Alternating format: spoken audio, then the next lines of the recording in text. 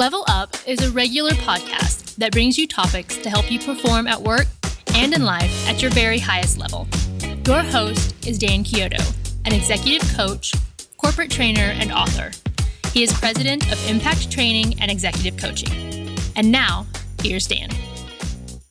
Great to hear your voice, Jesse, and welcome to Level Up, the place to go when you want to grow. I always try to bring you something useful, and today's will be definitely useful. I've probably mentioned the Chamber of Commerce before. We talked about them. And then on episode 32, we talked about Toastmasters and had a guest speak about that. But this is like Toastmasters and the Chamber on steroids, because today we're going to talk about Business Network International, known as BNI.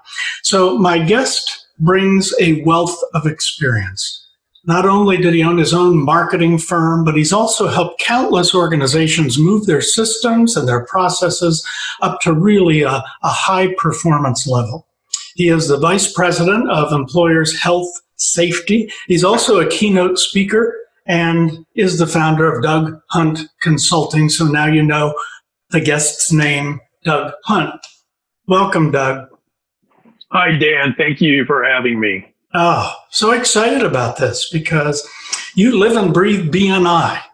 And some people know all about it, but occasionally I'll have some clients or meet some people who know nothing about it. And I really want them to know about the whole thing. So why don't you first start by telling us, what is BNI? Well, thank you. And I'm happy to do that. Some background information on how I got involved with BNI. A client of mine several years ago in 2007, he and I went to lunch. We talked about the marketing plan. And afterwards, I said, hey, let's go grab a cup of coffee. And he said, hey, I've got a BNI meeting. Come with me. And I thought he meant BMI, like body mass index. I had never heard of it. And so I went to the meeting, and Dan, what I experienced was phenomenal. It was organized. It stayed on time for an hour and a half. There were about 40 people in the room. And I got to experience non-competing businesses all genuinely helping each other refer business. And when it was over with, I had several contacts, 40 business cards in my hand. And in the elevator on the way down with my client, I said, wow, we really need to have that in Joplin. So there's a backstory to that we'll get into. But my first experience with it was phenomenal. And prior to that, in my marketing company that I had at the time, I had a system that I called Synergy Among Clients. And that's where all of the clients that I had, I directed them toward one another if I saw that they could help one another out. And that worked quite well. So there was a plethora of emotions after that first experience in my first BNI meeting in September 2007, because it was hitting on so many things, even down to the structure of the meeting, of which I love because timing is critical. And if you have a meeting, you need to have an agenda, your action items, your deadlines, and close the meeting and be done. So all of that was phenomenal. What's interesting is I went a year and a half after that first experience, and a colleague of mine in the Joplin area reached out to me in September, I believe it was October of 2008. And as you know, at that time is when the financial meltdown was going on. And he stopped by and he said, Doug, have you ever heard of BNI? And I smiled a big smile and said, yes, Marshall, I have. And he said, a friend of mine is having great experience with it in the Columbia, Missouri area. Would you be willing to work with me to get a chapter started? And I said, consider it done. I said, who else have you talked to? And he said, nobody but you. You're the marketing guy in town. I wanted to visit with you. So my first thought was, you talk about the law of attraction in action. You know, that was a desire for me to have BNI in Joplin, but I was so busy with my clients. And when this opportunity came that afternoon, I knew we had to do this. So it's an amazing organization, and I just love it. And even though I haven't been an active member in a chapter in the last couple of years, I still visit chapters and promote BNI as much as I can. That's wonderful. I'm glad you told us how it started in Joplin, because you're the one that started that chapter. You were the first president in that chapter. And what's so interesting about that, I'll add a little my own background. After 35 years with Dow Jones in a corporate career, I wanted to move into something else, what I'm doing right now. And going to one of your meetings and seeing you lead one of those meetings was one of the reasons I said to myself, the time is now to do this, to get started, because you created such a high energy level that it's just hard not to want to be a part of that, a part of one of your meetings and a part of that group that was a very large group. So it was just excellent. Well, thank you. And, you know, even though Marshall had come to me with the original idea, we started networking with a few of our close contacts to see if they wanted to be part of it.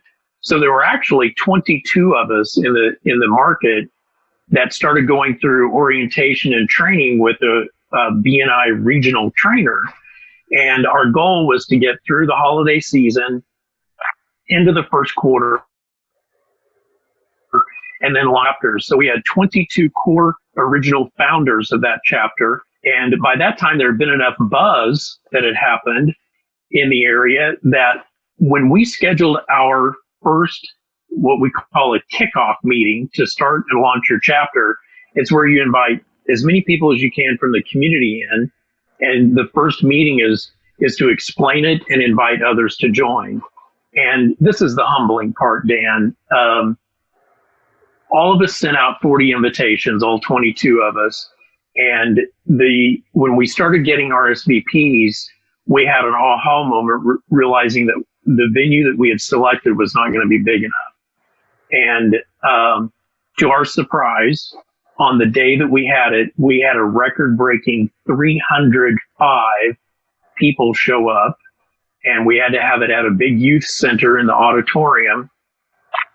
And from that first initial kickoff meeting of 305 attendees, we processed 54 applications that immediately fulfilled our positions in our chapter. Well, the humbling thing is that when we decided to launch that first chapter, our first chapter, all of us sent out invitations, and we were just floored by the response.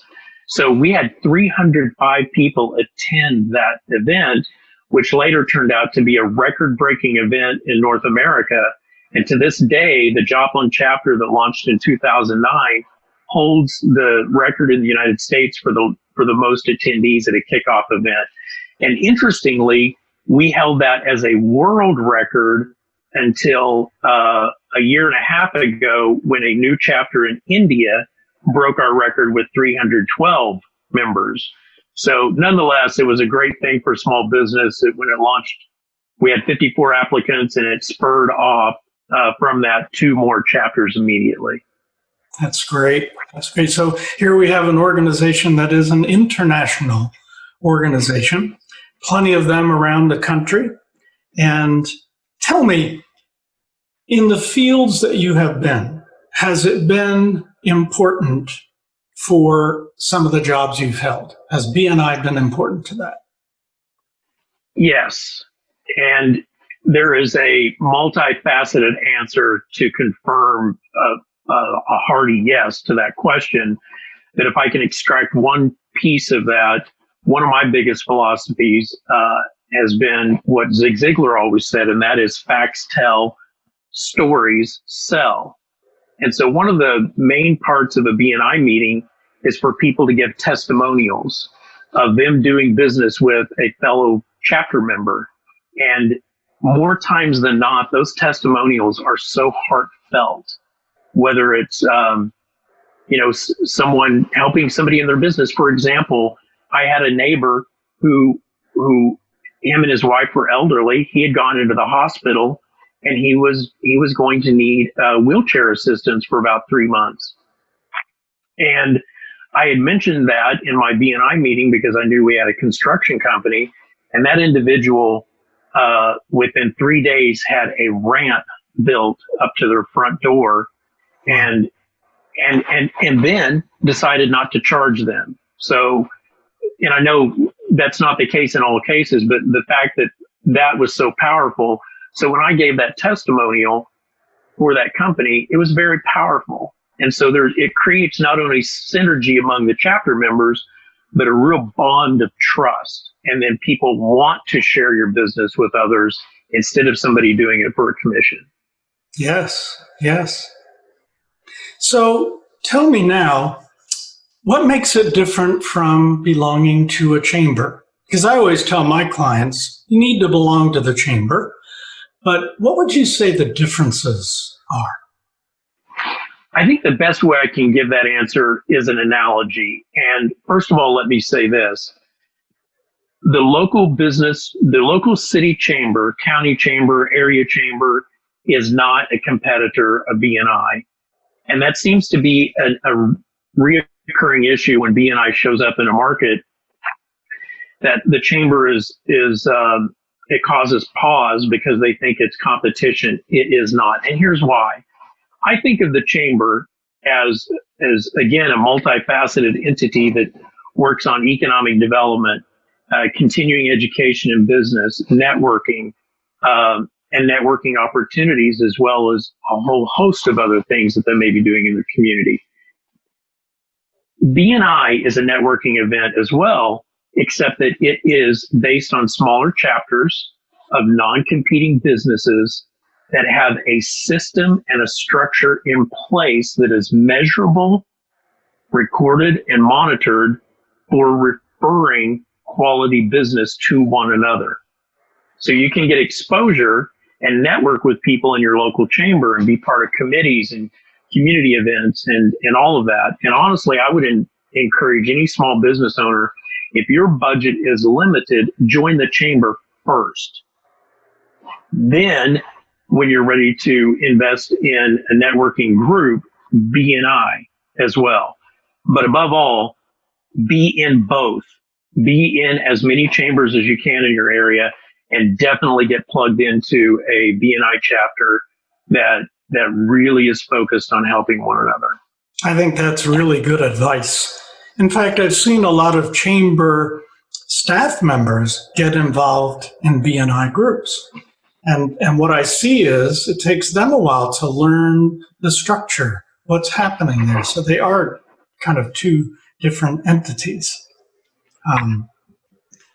This is great. You mentioned that it was about 2008, I guess, when the Joplin one formed. April of 2009. 2009. So still back at a time where certain businesses were having a little difficulty in terms of the economy and the way it was then. And it's so interesting as we come out of the COVID-19 situation. This might be a very timely podcast, because do you think it would be a time when businesses maybe should consider something like BNI to get back on track? I do, and at the risk of being potentially alienated by my fellow colleagues in the marketing world, of which I've been a part of almost 40 years, anytime a business makes an investment to market or promote themselves, you have to have a system in place to track your return on your investment. And I've always felt like if you're going to spend $1 in advertising, you better get $1.10 back at a bare minimum. Get your money back and then some. And with all of the accolades and awards that I've been blessed with in my career, with the help of all the teams that I've worked with, and improved market share and increased revenue, all of that's great. But in my professional opinion and in my career, there is no greater financial investment dollar for dollar to grow your bottom line revenue than to invest in a BNI chapter membership, to follow the system, and to be active in it. So as we come out of this, or as we come out of any economic downturn, and capitalism is based on expansion, contraction. It's been that way since the Revolutionary War, the colonies. This is cyclical. So anytime a business or you find yourself in a situation where it's critical to gain market share, the best investment is a quality networking group like BNI. And to answer your question, yes, they should. They should be in, learn as much as you can, and follow the system, follow the system, follow the system. That is great. Wait, you just always have the right words, and you said them right at the right time as we take a break right now. So that's what we're going to do. This is Dan Chiodo. My guest today is Doug Hunt. And his topic is BNI, something that maybe we should all be looking into and be thinking about. When we come back, he's going to take us to an actual BNI meeting, at least learning what it's all about and what the terms are so that we get a better idea of what it is. So we'll be right back after this. At Express Employment Professionals in Gulfport, Mississippi, in Springfield, Illinois, in Bend, Oregon, in Champaign, Illinois, in Corpus Christi, Texas, in Jersey City, in Fishers, Indiana, here in Knoxville, Tennessee. We're on a mission. We're on a mission. We're on a mission. We're on a mission. A mission. A mission. A mission. A mission. Mission. We're on a mission to put 1 million people to work.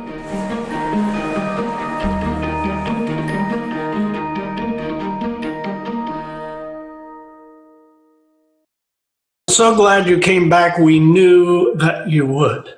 If you're just tuning in, Doug Hunt is my guest today, and he is a vice president of employers, health, and safety. But we are talking about BNI. And I wanted to give you a little example of what Business Network International is all about, what a meeting looks like.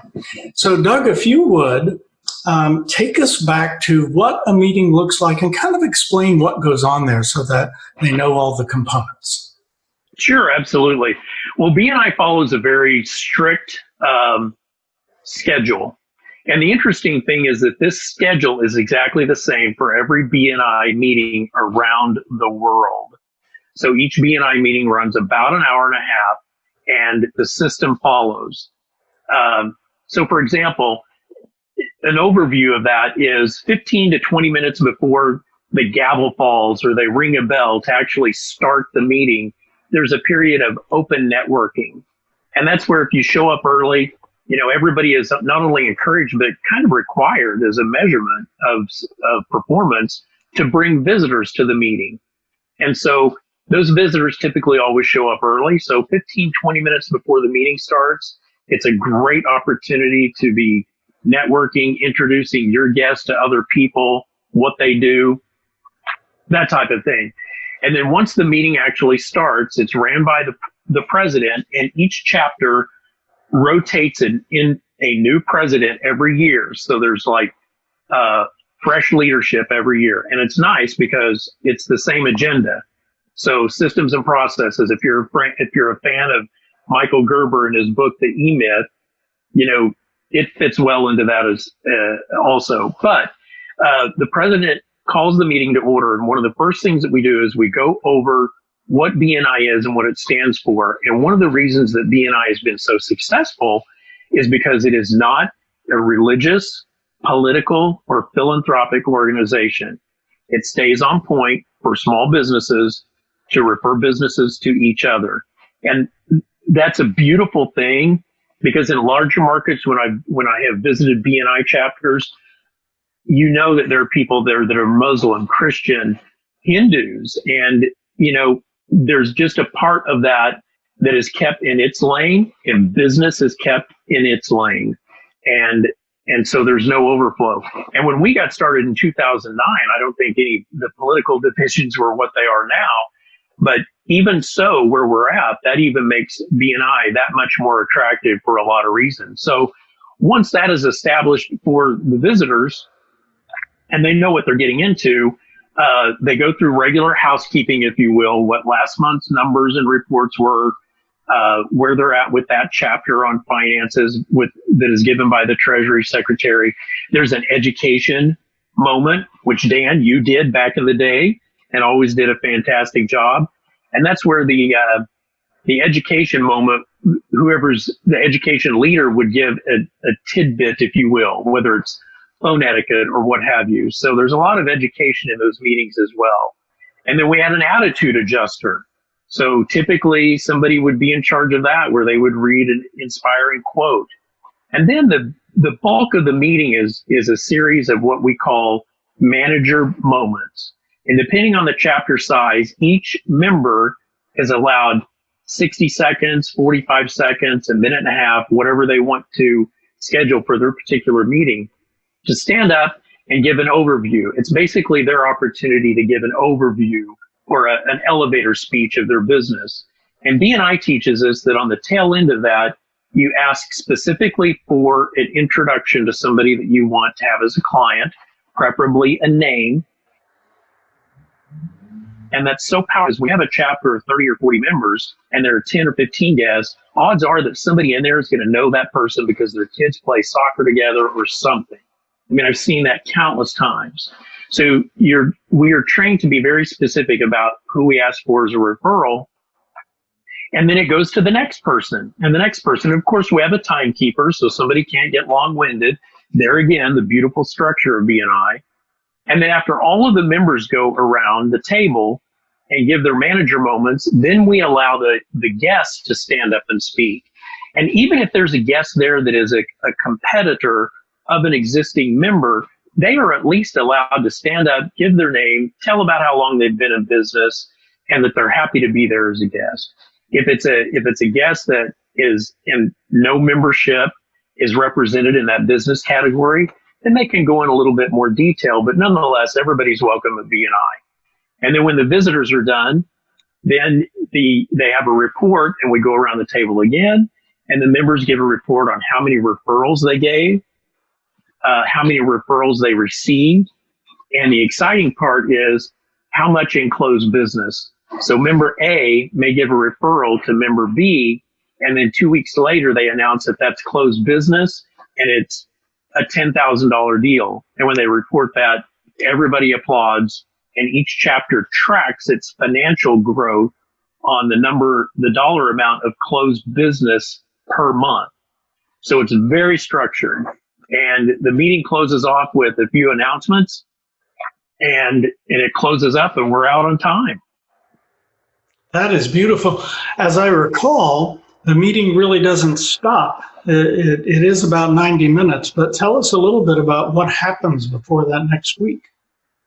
Well, what happens immediately after that is that, remember in the beginning, before the meeting starts, we've got the open networking.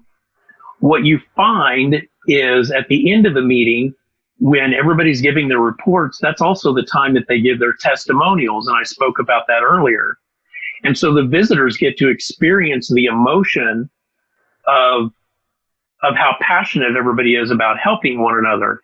So the depth and meaningful conversations in the networking in the room after the meeting are so much more powerful than the 15 or 20 minutes before.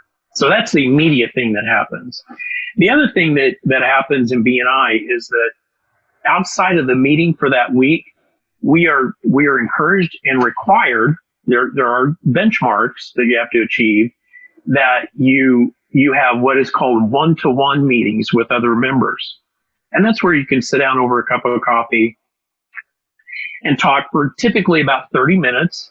And if both members know that they're following a miniature agenda, one person can talk for 15 minutes and the other person talks for 15 minutes. And that allows you to really get to know on a more intimate level what your fellow members are doing, what they offer, and who would be a good referral for them. So the in between the meetings is a powerful moment too. And then they also report on, hey, I had 3 one-to-ones or I had 2 one-to-ones. And referrals are passed outside of the actual meeting as well. Yeah, I remember that as being a meeting. It was one of the highlights of my week because so much happened there. And this whole thing of showing up early, I think about some of the things you've talked about, and really whatever job we're in, we should be doing the same thing, showing up early and welcoming people, staying on point. That's good too. And then perfecting, we talk about elevator speeches. if we had to sum up real quickly what we do, that's really what you're doing in BNI. We're perfecting that because everything is timed, which Right. I think is excellent. Yes. So The other thing too that's interesting about it is at the end of each meeting, the chapters do an invitation to join. It's not high pressure, but it's at that moment where a visitor has experienced all of what a BNI meeting is. And it's like upfront pricing. It tells you what the annual membership is, what the dues are for that chapter, and then they get to see what it's done financially for all of the other members too. And again, following the systems, after the meeting's over, everybody's dispersed, then the president and the membership committee will reach out to those visitors personally on a phone call and just say, hey, thank you for coming and being our guest at the chapter. So again, it's just there is a detailed system behind all of it. And yes, there are other great networking groups around the country that have tried to emulate BNI, but BNI has been at this for 35 years and started by founder Dr. Ivan Meisner, and it is truly perfected. And a little side story on that too, because they are global. I joke with some of my fellow former BNI colleagues, since I haven't been in BNI for a couple of years, but I always joke about you can take the boy out of BNI, but you can't take the boy out of BNI, or you can't take the BNI out of the boy, which is where I'm at now because I always promote it. But beyond that, when I go on vacation with my family, like a couple of years ago, we were in Orlando and family wanted to sleep in. I got on the BNI website for Central Florida and found a BNI chapter meeting in downtown Orlando at 7:30 in the morning. And I got up in my vacation attire and just showed up. And it was so fascinating because it's like a fraternity or a sorority. You just get that connectivity. So even though every person in that room were strangers, there was a commonality and a bond that we had because we all believed in BNI.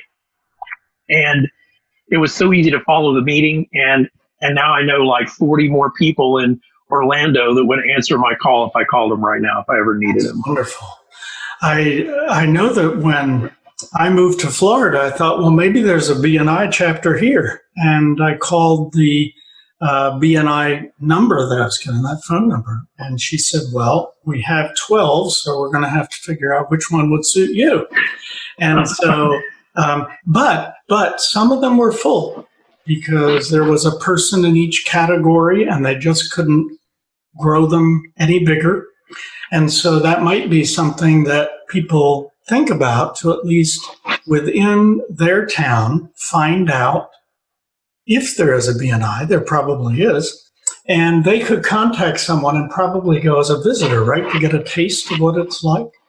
Yes, they absolutely can. And even if you don't know somebody that can take you to a BNI meeting, anybody watching this, I highly encourage you that if you know nobody in BNI or you've moved to a new market or what have you, go to the BNI website, look up the regions, find your town, find all of the chapters in your area within 15 or 20 miles. And what I do when I travel, I will just call the chapter president, because the chapter president is a member like everybody else, and they've got to meet their goals and criteria for, to stay in BNI. So I would start at the top, call the president, call the vice president, call the secretary, whoever answers their phone. I just say, hey, I'm Doug Hunt. I'm calling on behalf of your BNI meeting, and I'm asking if I can attend as your guest. Not one time has anybody ever said no to that, because BNI loves visitors. And then they get you in the system and you can just show up as a total stranger. That's great. Thanks for proving that you can't take the BNI out of the boy, can you? I mean, no, you really can. You really can. Not me anyway. And to that point, and I'm not being braggadocious here, but, not only breaking that world record and holding it for 12 years of 305 people attending our first meeting, Dan, it was about a month later, maybe 6 weeks later, which I think is about the time you came into the chapter. our chapter grew to 75 members, which was unheard of. And we became diamond status. So I have a BNI emblem that's got a diamond in it. And at the time, there were only one or two chapters that had ever reached that point globally before. And I remember the meeting that we had where we had 100% attendance with 75 members and 37 visitors all in one meeting. So yeah, it was like a motor mouth agenda in an hour and a half. And I think some of my reputation, I was kind of cracked a whip on that. But I wanted to make sure we got out in an hour and a half and it was efficient as possible. But yeah, bottom line is, I don't care if you visit a chapter that's only got 15 people in it. You know, if the people in that chapter have got the passion to genuinely help other people and to genuinely help them grow their business, then that will come back to you just like anytime you share kindness, gratitude, or gifting to anybody in your life. Wonderful. I think this is a perfect stopping point. I'd really like this episode to go longer, but I think we'll have to stop at some point. Any final information you want to give us? Did we cover what you want to talk about for BNI? Yeah, absolutely. Just to reiterate that, you know, make sure you're a member of your chamber and find a BNI chapter and network and grow, because if you're a small business owner, nobody will promote your own business like you will. And so you know that in your heart as an entrepreneur. As entrepreneurs, we know what we do. We jump off the cliff by faith and we figure out how we're going to build the airplane on the way down, right?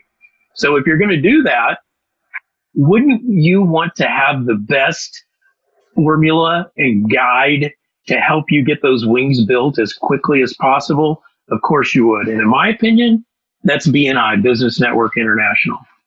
Very good. Thank you so much. Appreciate you. Doug Hunt, Vice President at Employers Health and Safety, a keynote speaker, a consultant, and founder of his own firm, and a BNI guru. I think we should add that too. So our guests take time to do our Level Up episodes, and we really appreciate that. And all of our viewers. You can now find us on SoundCloud, Stitcher, Google, iTunes, and YouTube. And also a shout out to Storm Cloud Marketing, who produces these video podcasts. You can also go to my website, impactbydan.com, and look under podcast for all 38 episodes. Now that you've watched this episode, you can check show notes. You can look at any notes you took. Why don't you select the one thing that you could do after seeing Doug in action here for BNI, and what would bring you to your closest level of performance? And if that's contacting BNI and seeing if there is a chapter near you, then by all means do that. Hey, we'll reserve a seat for you at the next Level Up. Cheers.